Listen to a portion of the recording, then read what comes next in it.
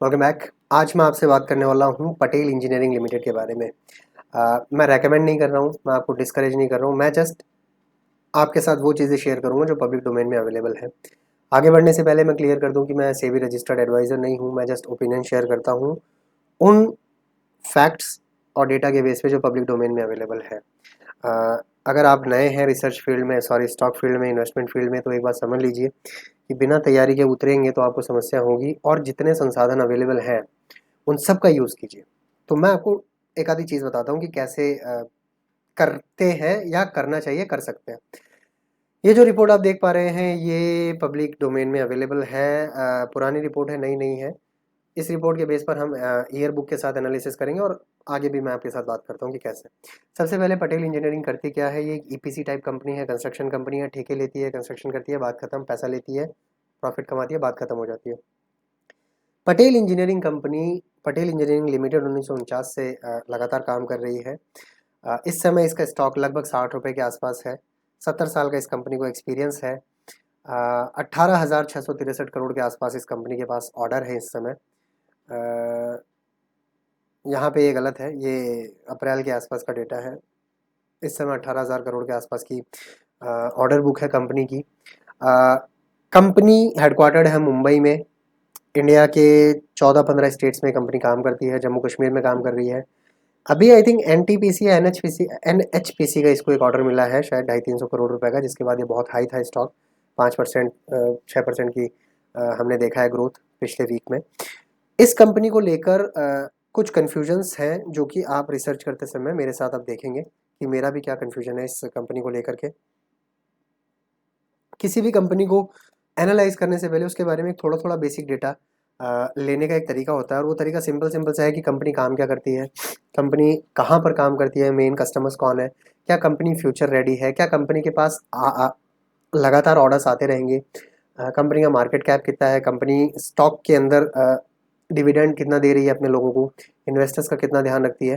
तो ये सारी बातें एक कंपनी के बारे में कैसे एनालाइज करते हैं, कैसे फ्री अवेलेबल इन्फॉर्मेशन के आधार पर आप एक कैलकुलेटेड डिसीजन ले सकते हैं।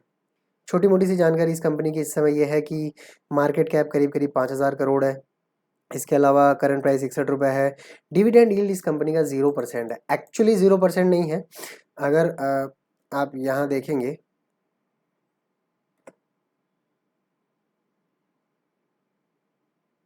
तो कंपनी ने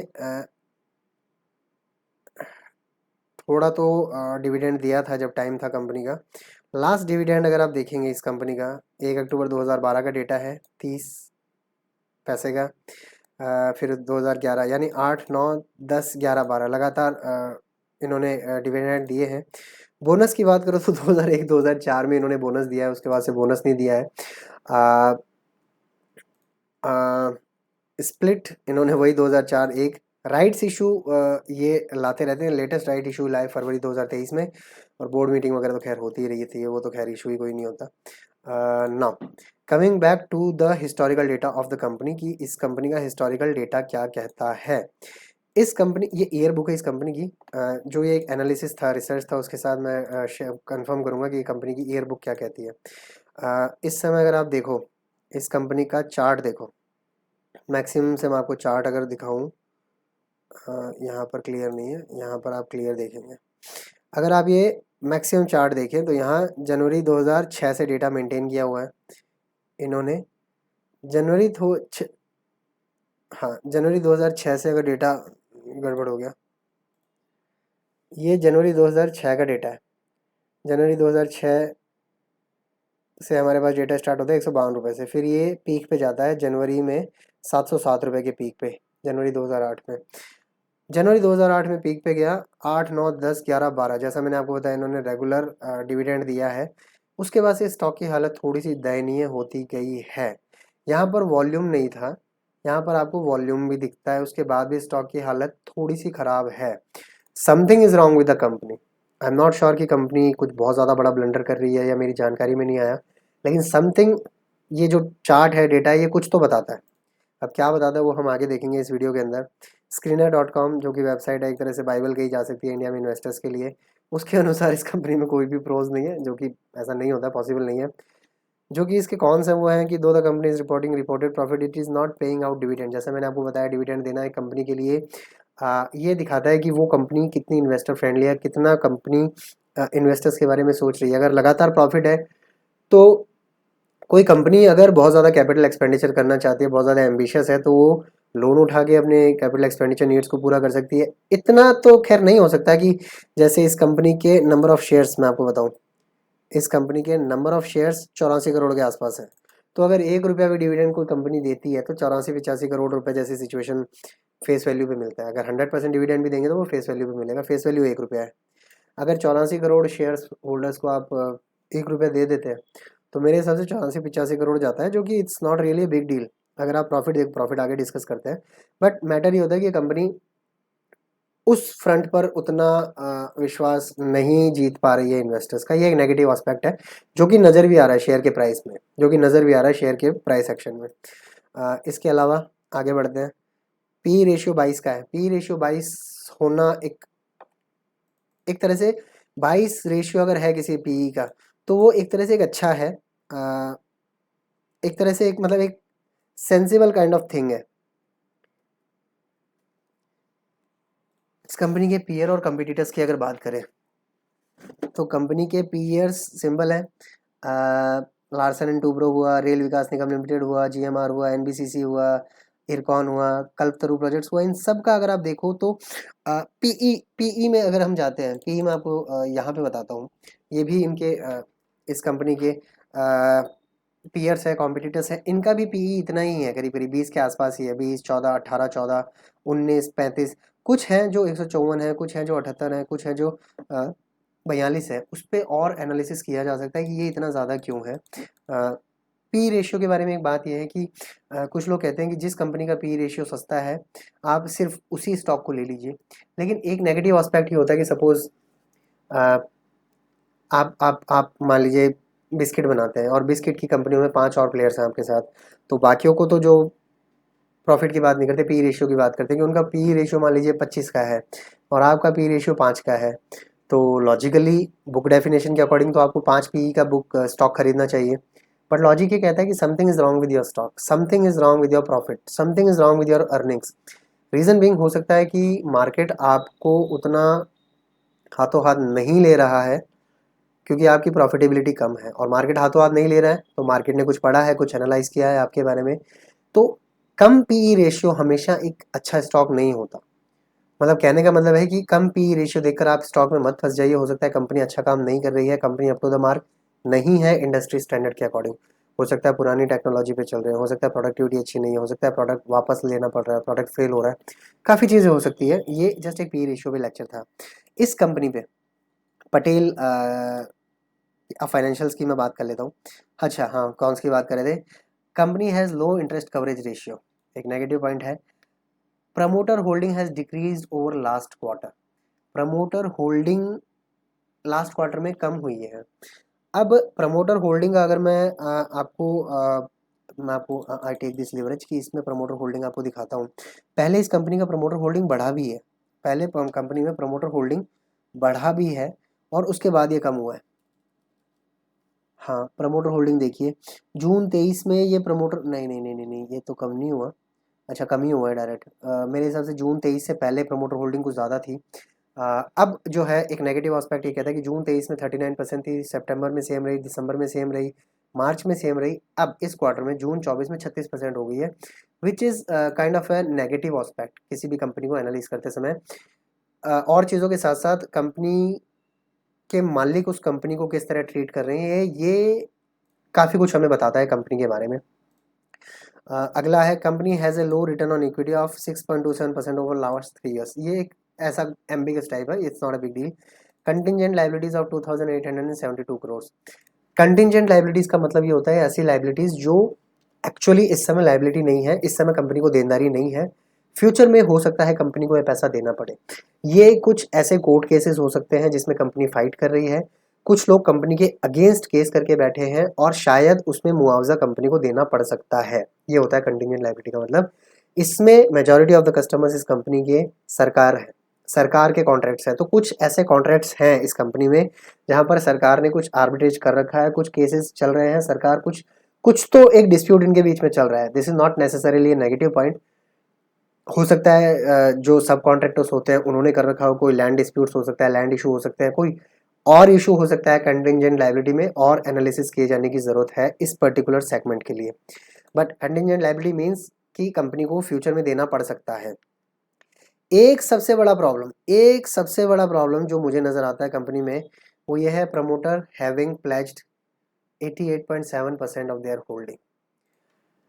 कंपनी ने हर 100 में से अपने 88 शेयर प्लेज कर रखे हैं। सपोज मेरी कंपनी है, मेरे पास उसके 1 लाख शेयर हैं, उसमें से मैंने 88,000 शेयर किसी बैंक को या किसी और को देकर उसके अगेंस्ट पैसा ले रखा है। एक बहुत बड़ा नेगेटिव पॉइंट माना जाता था आज से कुछ समय पहले तक, लेकिन जब इंडियन स्टॉक मार्केट इतना ल्यूक्रेटिव है, इस समय बुल रन चल रहा है, कई प्रमोटर्स इस सेंस में भी इस प्लेज का फ़ायदा उठाते हैं कि उनको लगता है कि शायद इस समय जो मार्केट मेरी कंपनी को रिस्पेक्ट दे रहा है, सेंटिमेंटल वैल्यू दे रहा है, फाइनेंशियल वैल्यू दे रहा है, उसका बेनिफिट लेने के लिए कुछ स्टॉक कंपनीज अपने स्टॉक्स को प्लेज करते हैं, कुछ प्रमोटर्स। इसके साथ ही एक बात और है प्रमोटर्स प्लेज करने को लेकर कि शायद इसको last resort of raising funds माना जाता है।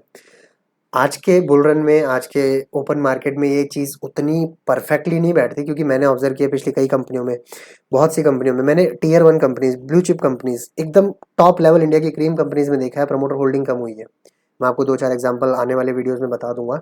एक बहुत ज़्यादा नेगेटिव पॉइंट नहीं है, अगर और चीज़ों को ध्यान में रख के एनालाइज करेंगे तो ही एक कैलकुलेटेड डिसीजन हम ले पाएंगे। प्रमोटर होल्डिंग कम होना नेगेटिव पॉइंट ज़रूर है, लेकिन सिर्फ यही एक नेगेटिव पॉइंट नहीं है। हम ओपन माइंड के साथ कंपनी के बारे में डिस्कशंस कर रहे हैं। Keep in mind companies cost of borrowing seems high.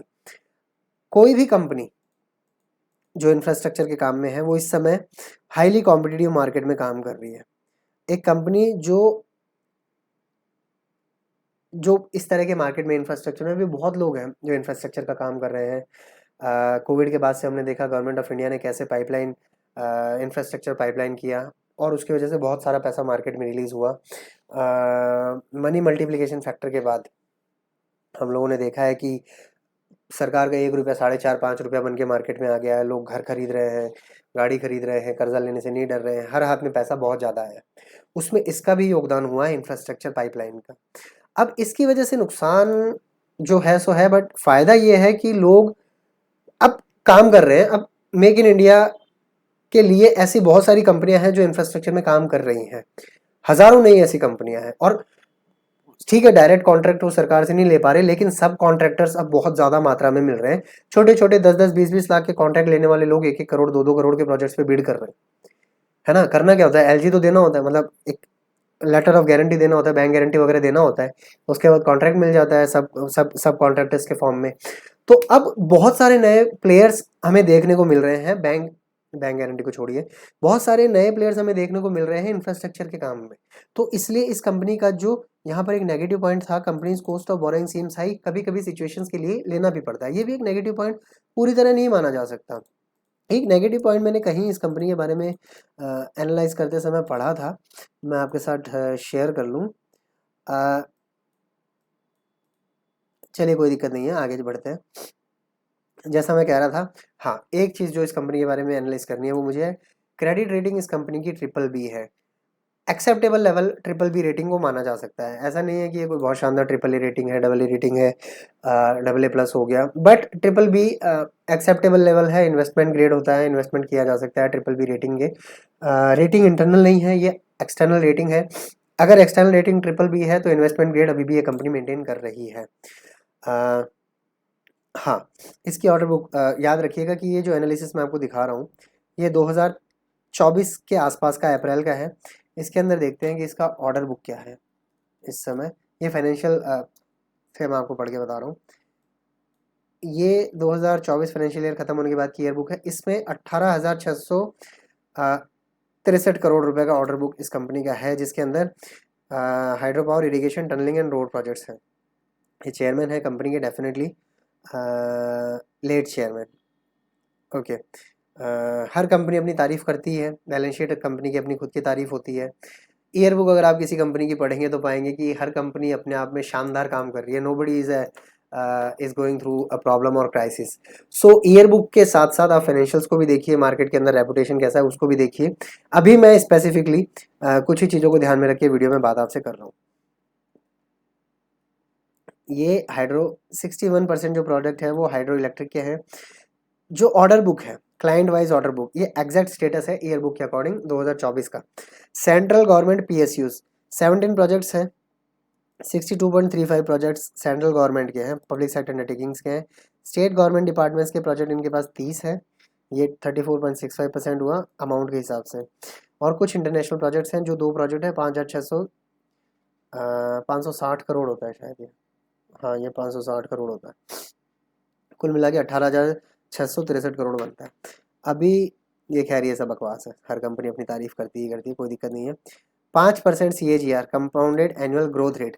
Growth rate क्या हुई? ग्रोथ रेट ये हुई कि इनके पास ऑर्डर बुक कितनी है। फाइनेंशियल ईयर 2019 में 10,215 करोड़ की ऑर्डर बुक थी और वो 18,663 करोड़ की है। फाइनेंशियल ईयर 2023 में 20,806 करोड़ के आसपास की ऑर्डर बुक रही कंपनी की। ये सब बकवास है, कहाँ कहाँ प्रोजेक्ट बकवास नहीं है, आपको मतलब ज़्यादा ध्यान नहीं देना इन चीज़ों पे। अब इसके साथ ही कुछ ऐसी चीज़ें होती हैं जो कंपनी के बारे में प्योरली फाइनेंशियल्स के बेस पे बात करते हैं। ईयर बुक एटसेट्रा में हर कंपनी अपनी तारीफ करती ही है, और ईयर बुक जो होता है वो एक तरह से एक विजन स्टेटमेंट होता है कि कंपनी यहाँ से किस तरफ जा रही है। मैं आपको फाइनेंशियल्स के समय बताता हूँ कि कंपनी का एम्बिशन किस तरह से ऑब्जर्व करना है। अब अपन चलेंगे स्क्रीनर के ऊपर। ये पेयर कंपैरिजन अपन ने देख लिया, not a great sign. Quarterly result, why will we go to quarterly result, will talk about yearly results.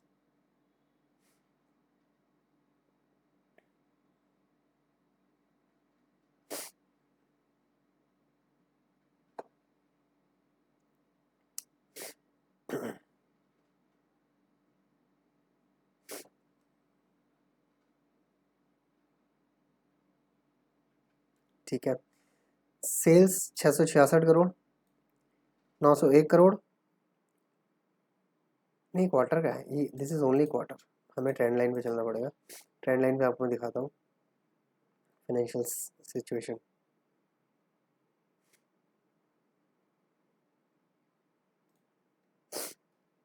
Total revenue जो साल का रेवेन्यू है वो मार्च 24 में 4,663 करोड़ का रहा। मार्च 23 में 4,300, करीब करीब ठीक ठाक है। मार्च 21 में कम हुआ है। मार्च 21 में इस कंपनी ने लॉस भी किया है। मार्च 21 का कारण सिंपल सा नज़र आता है, वो ये है कि कोविड-19 का टाइम था। कोविड का जो एक बेसिकली प्राइम पीरियड था वो यही था कि अपने अप्रैल 20 से स्टार्ट हुआ। अप्रैल के बाद से अगस्त तक, सितंबर तक तो कोई दिक्कत ही कुछ काम ही नहीं हुआ था। फिर उसके बाद धीरे धीरे नॉर्मलसी की तरफ आए, तो वो हिट यहाँ पर इस कंपनी ने लिया। 10 सालों का अगर हम एनालिसिस करें तो 1 2 3 4 5 6 सालों में तो इस कंपनी ने ग्रोथ दिखाई है पिछले साल के मुकाबले। ऑपरेटिंग प्रॉफिट, ये कंपनी 2 साल यानी मार्च 19 और मार्च 20 में ऑपरेटिंग प्रॉफिट के लॉस में थी, नेट प्रॉफिट नहीं है ये, नेट लॉस नहीं है ये, ऑपरेटिंग प्रॉफिट है। इसके अंदर और भी चीज़ें जुड़ती हैं। ये कंपनी 1 2 3 4 5 6 7 पिछले 10 सालों में से 7 साल में ऑपरेटिंग प्रॉफिट में रही है, which is a good sign, not a problem at all. Depreciation वगैरह कुछ नहीं देखना है, प्रॉफिट बिफोर टैक्स नहीं देखना है, नेट प्रॉफिट की बात करते हैं। 10 सालों में 1 2 3 4 5, ये 102 करोड़ नेगेटिव क्यों है? PAT before extra ordinary item, कोई एक्स्ट्रा ऑर्डिनरी आइटम इन्होंने यहाँ तो कोई हाइब्रिड रेज का पेमेंट किया है, कोई हो सकता है किसी को मुआवजा वगैरह देना पड़ गया हो, अदरवाइज तो ये कंपनी प्रॉफिट में थी। अदरवाइज ये कंपनी प्रॉफिट में थी, कोई एक्स्ट्रा ऑर्डिनरी रीजन से कंपनी लॉस में रही है। इसको हम छोड़ देते हैं। 1 2 3 4 5 पिछले 10 सालों में से ये कंपनी 5 सालों में नेट प्रॉफिट में रही है। 5 सालों में भी नेट प्रॉफिट में रही है, उसमें भी हम लगातार 3 साल अगर ऑब्जर्व करें तो 3 साल जो हम ऑब्जर्व करें उसमें कंपनी प्रॉफिट में रही है। इसके अलावा फाइनेंशियल्स में बैलेंस शीट। अब हम बैलेंस शीट के ऊपर आते हैं। बैलेंस शीट के अंदर फिक्स्ड एसेट वगैरह कुछ नहीं देखना है, फाइनेंशियल रेशियोज कुछ नहीं देखने हैं। कैश फ्लोज में आपको स्क्रीनर से दिखाऊंगा। कैश फ्लो कोई कंपनी, कोई आदमी, कोई ऑर्गेनाइजेशन, कोई इंस्टीट्यूट या कोई प्रोप्राइटरी कंसर्न उस समय बर्बाद होता है जब उसके कैश फ्लोज रुक जाते हैं। सपोज़ आपके पास 40 लाख रुपए है और आप 1 लाख रुपए महीने की इनकम कमाते हैं, आप राज़ी खुशी एकदम बढ़िया है। आपको बताया जाता है कि किसी हाईवे के किनारे पे एक घर है, ज़मीन है, बहुत शानदार ज़मीन है, खाली पड़ी है ज़मीन। अब वो 80 लाख रुपए की है, 40 आपके पास है, 1 लाख रुपए आप कमाते हैं और 80 लाख की ज़मीन है, तो नेचुरली 40 लाख आप लोन ले लेंगे। अब एक खाली ज़मीन है और आपको प्रॉमिस किया गया है कि आने वाले 5 साल में 10 साल में भाव डबल हो जाएगा। आपने अपने 40 लाख पूरे लगा दिए, 40 लाख का आपने लोन ले लिया, 1 लाख की जो इनकम थी आपकी उसमें से 60,000 रुपये आपकी किश्त जाने लगी, सिर्फ 60,000 ही किश्त जाती है। 40 आप ब्लैंक हो गए, आपके पास सेविंग्स के नाम पे कुछ नहीं है। कैश फ्लो जो आपका था, primary source of cash flow क्या था? या तो आप कुछ ब्याज वगैरह कमा लेते थे 40 लाख पे जो आपके पास था, और एक इनकम आ रही थी, तो आप ठीक ठाक जीवन यापन कर रहे थे। अब आपके पास कैश फ्लो क्रंच हो गया, अब आपके पास 40,000 आता है और जो आपने पैसा लगाया है 5 साल बाद पैसा ज़्यादा कमाने की उम्मीद में उसमें से कुछ नहीं आ रहा है। अब आप लिक्विडिटी क्रंच में फंस गए, कोई अनफोर्सीन एक्सपेंस आ जाता है, खुदा ना खास्ता मेडिकल एक्सपेंस आ जाता है, तब आपको लोगों से पैसा मांगना पड़ेगा अगर आप ज़मीन नहीं बेचते हैं। खाली पड़ी ज़मीन एक सपने की तरह होती है जो आपका कैश फ्लो रोकती है। ज़मीन का एक एग्जांपल है, ऐसे कई बिजनेसेस होते हैं जो अपने कैश फ्लो को मैनेज नहीं कर पाते। जो बिजनेस कैश फ्लो को मैनेज नहीं कर पाता वो बिजनेस हमेशा ही बैंक्रप्सी की तरफ जाता है। At the end of the day business का कैश फ्लो पॉजिटिव होना चाहिए, और ना सिर्फ पॉजिटिव होना चाहिए, majority of the cash should come from operating activity. जो बिजनेस का मेन काम है, सपोज पेंसिल बनाने वाली कंपनी है, इसका ऑपरेशन से प्रॉफिट हो रहा है 5,000, लेकिन इसका मालिक कहता है जी मैंने प्रॉपर्टी बेची है, 50 प्रॉपर्टी के सौदे मैंने करा दिए, उससे मैं 2 करोड़ कमा लिए। At the end of the day profit हुआ है कंपनी का, इंडिविजुअल कैपेसिटी में प्रॉफिट हुआ है 2 करोड़ 5,00,000 रुपया, लेकिन ऑपरेशन से आपका प्रॉफिट सिर्फ 5,000 हुआ है। पेंसिल बनाने वाली कंपनी का काम नहीं है प्रॉपर्टी बेचना, उसको दूसरा काम कहा जा सकता है। Investing activity, financing activities, 2-3 activities होती हैं फाइनेंस में। बेसिकली आपका कैश फ्लो ऑपरेटिंग एक्टिविटी से आना चाहिए, और अगर किसी कंपनी का ऑपरेटिंग एक्टिविटी से कैश फ्लो पॉजिटिव है तो आप मानिए कंपनी ठीक काम कर रही है। पिछले 10 सालों में इस कंपनी का ऑपरेशन से कैश फ्लो पॉजिटिव है। 17, 18, 19, 20, 21, 22, 23, 24 पिछले 8 सालों से लगातार पॉजिटिव है। इंटरेस्ट एक्टिविटीज़ वगैरह से कहीं इन्वेस्टमेंट वगैरह कर किसी ने कंपनी ने कर रखा हो तो थोड़ा नेगेटिव हुआ है। खैर at the end of the day net cash flow देखना है। कंपनी में नेट कैश फ्लो है, कंपनी में नेट कैश फ्लो है, इस कंपनी में नेट कैश फ्लो है, लेकिन उतना इंप्रेसिव नहीं है जितना हो सकता था। इस कंपनी में नेट कैश फ्लो आपको दिख रहा है लेकिन उतना इंप्रेसिव नहीं दिख रहा है जितना बाकी कंपनीज में आपको नजर आएगा। आने वाले समय में हम और कंपनीज भी इसी तरह एनालिसिस करेंगे, चार्ट वगैरह वीडियो वगैरह दिखा के। तो ये वीडियो तो एक स्टार्टिंग टाइप की चीज़ है। रेशियोज डेटर्स डे इन्वेस्ट कुछ बकवास, कुछ नहीं। हाँ, यहाँ पे मैं आपको बता रहा था ना शेयर होल्डिंग पैटर्न। सितंबर 21 में शेयर होल्डिंग ईयरली देख लेते हैं। मार्च 17 में 24% रहा, 18 में 74 हुआ, फिर 19 हुआ, फिर 20 में 61 हुआ, मार्च 20 में 61 हुआ, फिर मार्च 21 में 56, मार्च 22 में 54, ये कम होते होते अभी 36.11 है। तो कंपनी का हिस्ट्री रहा है कि जो प्रमोटर्स हैं वो अपने स्टॉक खरीदते और बेचते रहते हैं। इतना फ्लक्चुएशंस नॉर्मल नहीं है, मतलब HDFC ICICI वगैरह में इतना लेवल का पॉसिबिलिटी नहीं है। जो ब्लू चिप कंपनीज होती हैं या जो बिल्कुल ही हाई एंड कंपनीज होती है वहाँ ये पॉसिबिलिटी मुझे नज़र नहीं आती। समथिंग इज़ या कुछ ऑब्जर्वेशंस तो हैं, कुछ ऑब्जर्वेशंस तो डेफिनेटली हैं। फिर ये सारी चीज़ें हैं, जाने देते हैं।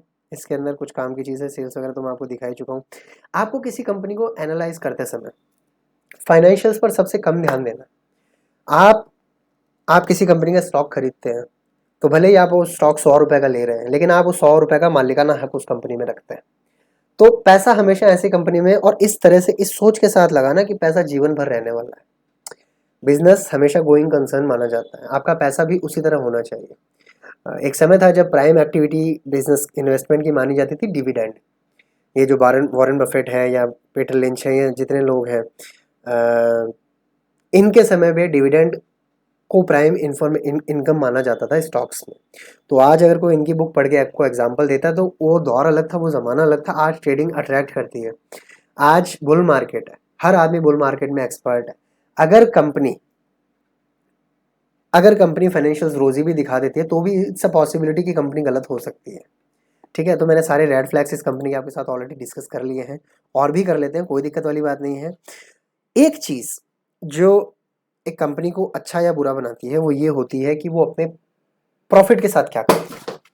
सॉरी, एक कंपनी अपने प्रॉफिट के साथ क्या करती है जो कि उसने साल में कमाया है, या तो कुछ हिस्सा रख के कंपनी प्रॉफिट का कुछ हिस्सा अपने इन्वेस्टर्स के साथ डाल ले, मतलब बांट ले, अपने नई मशीन्स ले ले, अपने लिए नई फैक्ट्री खरीद ले, कोई और प्रोडक्शन लाइन स्टार्ट कर ले, एक नए वर्टिकल के अंदर एक्सपेंशन कर ले, या वो कंपनी उस पैसे को पूरी तरह एग्जिस्टिंग बिजनेस में लगाए, मतलब नई मशीन खरीदना, फैक्ट्री खरीदना, वो बिजनेस में लगाना ही हो गया, या फिर वो पूरा पैसा विड्रॉ कर ले और अय्याशियां कर ले, यॉट खरीद ले या कैलेंडर निकाल दे किंगफिशर की तरह। ये कंपनी कम से कम मुझे इस फ्रंट पे पॉजिटिव नजर आती है। इसके टोटल रिजर्व्स अगर आप देखें, मार्च 20 के रिजर्व्स 2,500 करोड़ रहे, मार्च 21 में चूंकि लॉस हुआ था, लॉस रिजर्व्स में से ही जाता है। मार्च 22 में 2300 करोड़ रहा, कुछ गड़बड़ हुई होगी, मुझे और एनालिसिस करने से पता चलेगा कहाँ क्या हुआ है। मार्च 23 में 2300 से 2780 करोड़ हुआ, which is a positive sign. March 24 में इस कंपनी ने 2780 करोड़ को रिजर्व को 3000 करोड़ कर दिया इन्होंने, यानी अपना पैसा और डाल दिया है। लाइबिलिटी कंपनी की खड़ी होती है 8690 करोड़ पे, जो कि पिछले साल से 600 करोड़ के आसपास ज़्यादा है। लोन्स एंड एडवांसेस इस कंपनी ने लोगों को जो दे रखे हैं, असेट्स वो होते हैं जो लोगों को दे रखे होते हैं। लोन्स एंड एडवांसेस कर्जा देकर कुछ ज़्यादा नहीं है, लोगों से जो पैसा दे रखा था वो इन्होंने वापस ले लिया है। लाइबिलिटी साइड की बात करें, बोरोइंग्स इनकी 627 करोड़। करंट लाइबिलिटीज़ के अंदर हो सकता है कि बैंक वगैरह का कर्जा हो, लाइबिलिटीज़ को और थोड़ा पढ़ना पड़ेगा, कोई दिक्कत वाली बात नहीं है। करंट एसेट्स कंपनी की इन्वेंट्री हो सकती है। इन्वेस्टमेंट एक्टिविटीज़ पे कंपनी ज़्यादा ध्यान दे नहीं रही है, not a big issue. Net cash flow जैसा मैंने बताया इस कंपनी का पिछले 1 2 3 4 5 में 3 बार पॉजिटिव है, ऑपरेशंस में हर बार पॉजिटिव है। और मार्च 24 का जो सबसे ज़्यादा प्रॉफिट आया है, कैश फ्लो आया है, ये एग्जैक्ट कैश फ्लो नहीं है, ये एग्जैक्ट कैश फ्लो नहीं है, एग्जैक्ट नहीं है, बट आप समझ लीजिए कि जो ऑपरेशन से इनकम इस कंपनी की हो रही है वो पॉजिटिव है पिछले 5 सालों में। असेट लाइबिलिटी के कुछ पार्ट्स होते हैं जिसको हमें हटाना पड़ता है, टैक्स वगैरह को भी हटाना पड़ता है। ऑपरेटिंग कैश फ्लो, हाँ ये रहा ना ऑपरेटिंग कैश फ्लो, ये एग्जैक्ट है। ये 3 जो होते हैं, ऑपरेटिंग, इन्वेस्टिंग, फाइनेंसिंग, ये मेन कैश फ्लो होता है। इन सबको जोड़ के ऑपरेटिंग कैश फ्लो बनता है। तो ऑपरेशन से जो कैश फ्लो है वो इस कंपनी का पॉजिटिव है पिछले 5 साल में, which is really a fantastic news about this company. अच्छा, सुपर इन्वेस्टर्स इस कंपनी में विजय के आइडिया है, 72 करोड़ की होल्डिंग है। ये कुछ काम की चीज़ नहीं है। चलो यहाँ पे ये हो गया, स्क्रीनर के अंदर कुछ नहीं है। ट्रेंडी लाइन पे कुछ इस कंपनी का है, ट्रेंडी लाइन पे इस कंपनी का ये है कि कॉन्सेंसस रिकमेंडेशन, एक एनालिस्ट बोलता है स्ट्रांगली बाय करने को कह रहा है। Revenue forecast, EPS, earning per share का फोरकास्ट ये है, कोई खास नहीं है, it's normal, it's as dead as yesterday's newspaper. ठीक है, चलो पॉजिटिव देख लेते हैं। एनुअल रेवेन्यू जो इस कंपनी का है, हाँ एनुअल रेवेन्यू जो इस कंपनी का है वो 7.19% बढ़ गया है पिछले साल के मुकाबले, जो कि सेक्टर का एवरेज रेवेन्यू ग्रोथ था 11.46%, थोड़ा सा पीछे रहा लेकिन चलो ठीक है।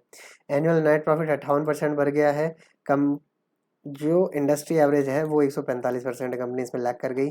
स्टॉक प्राइस को छोड़िए। DER, debt to equity ratio, debt to equity ratio एक ऐसा रेशियो होता है जो मैं आपको कई बार बता चुका हूँ, कितना रुपया कंपनी का है और कितना बाहर का कर्जा है। कुछ कैलकुलेशंस होते हैं जो आप और समय के साथ एनालाइज करके सीख सकते हैं। डेट इक्विटी रेशियो इस कंपनी का इंप्रूव हो रहा है, जो कि 0.6 है, 1 से कम होना it's a healthy thing. Mutual fund holding increase हुई है पिछले क्वार्टर में 1.7% से 1.7% पॉजिटिविटी नजर आ रही है। इंटरेस्ट कवरेज रेशियो छोड़िए, कोई बहुत ज़्यादा एनालिसिस नहीं होता। क्वार्टरली रेवेन्यू छोड़िए, quarterly net profit, price to earning ratio, P ratio is 16.87, ये कब का डेटा है, कोई बात नहीं, ऑलमोस्ट चलिए मान लेते हैं 20 के आसपास है। इंडस्ट्री सेक्टर, इंडस्ट्री एवरेज है 43.47, अगर 22 भी पकड़ते हैं तो 16 से 22 का एवरेज ले लो, 18-20 के आसपास का पी रेशियो है, नॉट है। इस पी रेशियो को एक्सेप्टेबल लेवल तो डेफिनेटली माना जा सकता है। ये पी रेशियो कोई ख़राब पी रेशियो नहीं है इस कंपनी के अकॉर्डिंग। अगली चीज़ अगर इस कंपनी की है, price to earning promoter pledge, ये एक नेगेटिव पॉइंट है यार, जो मेरे को रियली रियली रियली क्या कहें, मतलब रियली मेरे को कंपनी के लिए एक नेगेटिव वाइब देता है। क्योंकि एक तरफ से जैसे मैं आपको बता रहा हूँ कि बुल मार्केट में कुछ कंपनीज जो हैं सस्ती रेट पर अच्छा पैसा अगर मिलता है तो ले लेते हैं, कोई दिक्कत वाली बात नहीं है। लेकिन at the end of the day एक ट्रेडिशनल सेइंग है कि प्रमोटर प्लेज को fund raising of the last resort माना जाता है। अगर इन्होंने फंड रेजिंग प्रमोटर प्लेज से की है कंपनी में, फिर भले ही वो एक्सपेंशन प्लान्स हो, कैपेक्स एक्सपेंडिचर के प्लान्स हो, तो ये एक रेड फ्लैग है, बहुत बड़ा, एक बहुत बड़ा रेड फ्लैग है। बट समय चेंज हो रहा है, इसको you have to take it with pinch of salt. Current price कुछ कुछ भी नया नहीं है। प्रमोटर प्लेज ये क्या है, अब ये और कम कैसे हो गया? अच्छा ये प्रमोटर है, ये बिगेस्ट शेयर होल्डर्स है। प्रमोटर होल्डिंग तो 36.11 ही है, ठीक है। FII होल्डिंग अप्रैल में बढ़ी थी, फिर अब कम हो गई। म्यूचुअल फंड की होल्डिंग जून 24 में थोड़ी सी बढ़ी है। प्लेजेस यार कंसिस्टेंटली बड़ा दिक्कत वाला काम है। सितंबर 23 से प्लेजिंग लगातार चल रहा है इस कंपनी का, इस समय कुछ है नहीं। इन्होंने 2024 के आसपास लास्ट 2004 में बोनस या स्प्लिट किया था, डिविडेंड 2012 में लास्ट दिया था। इसके अलावा लोग कह रहे हैं कि आप इसे खरीद तो सकते हैं, तो मार्केट का कॉन्सेंसस तो ये है कि खरीद सकते हैं, लेकिन बुल मार्केट के अंदर कॉन्सेंसस बनते समय नहीं लगता। बुल मार्केट में कॉन्सेंसस किसी भी चीज़ पे बन जाता है, it's not really a big thing. Trendy line में एक चीज़ और नज़र आती है, वो ये होती है कि ड्यूरेबिलिटी स्कोर क्या है। ड्यूरेबिलिटी स्कोर 70 है इस कंपनी का। ड्यूरेबिलिटी स्कोर 70 होने का मतलब है कंपनी को ड्यूरेबल मान रहा है। वैल्यूएशन स्कोर पी रेशियो के आधार पे है, तो वैल्यूएशन स्कोर इस कंपनी का अच्छा वैल्यूएशन मान रही है। मोमेंटम स्कोर ये तो वैसे भी वो होता है, क्या बोलते हैं, स्टॉक मार्केट को जो डेली स्विंग ट्रेडिंग करते हैं या रेजिस्टेंस की बात करते हैं या टेक्निकल चार्ट की बात करते हैं, उस बेस पे है। मोमेंटम उतना नहीं है स्टॉक के अंदर, बहुत ज़्यादा प्राइस फ्लक्चुएशन नहीं है। एनालिस्ट्स का टारगेट है कि ये स्टॉक 80 पर जा सकता है 1 साल के अंदर। तो अगर आपके पास कुछ एक्स्ट्रा पैसा रखा है तो आप इस कंपनी के अंदर इन्वेस्ट कर सकते हैं। मुझे पता है इस वीडियो के बाद मैं आपको एक क्लियर गाइडलाइन नहीं दे रहा हूँ कि आपको इस स्टॉक में पैसा लगाना है या नहीं लगाना है। मेरे को पता है कि मैं आपको इस कंपनी के लिए क्लियर कट इन्वेस्टमेंट एडवाइस नहीं दे रहा हूँ कि whether you have to invest it और नॉट, बट मैंने आपको कंपनी का रिसर्च करके बता दिया है। रिसर्च एक एम्बिगस वर्ड है, एक जनरल टर्म है। आप जितना पढ़ेंगे जितना जानेंगे उतना कम है किसी कंपनी के लिए इन्वेस्टमेंट करने में। पटेल इंजीनियरिंग लिमिटेड मुझे प्रॉमिसिंग लगता है। प्रॉमिसिंग इसके लिए लगता है क्योंकि अभी एक नया कॉन्ट्रैक्ट मिला है, हाइड्रो प्रोजेक्ट्स में कंपनी काम अच्छा कर रही है। ऑलमोस्ट 100% ऑर्डर्स सरकारी ऑर्डर्स हैं, पैसा ओवरनाइट तो नहीं जाने वाला है। इंडिया के एम्बिशंस है ऑल्टरनेट एनर्जी सोर्सेज पे जाने की, क्लीन एनर्जी पे जाने की। हाइड्रो पावर क्लीन एनर्जी मानी जा सकती है। बांध वगैरह बनाने का कंपनी को बहुत अच्छा एक्सपीरियंस है। 70 साल से ज़्यादा कंपनी एक्सिस्टेंस में है।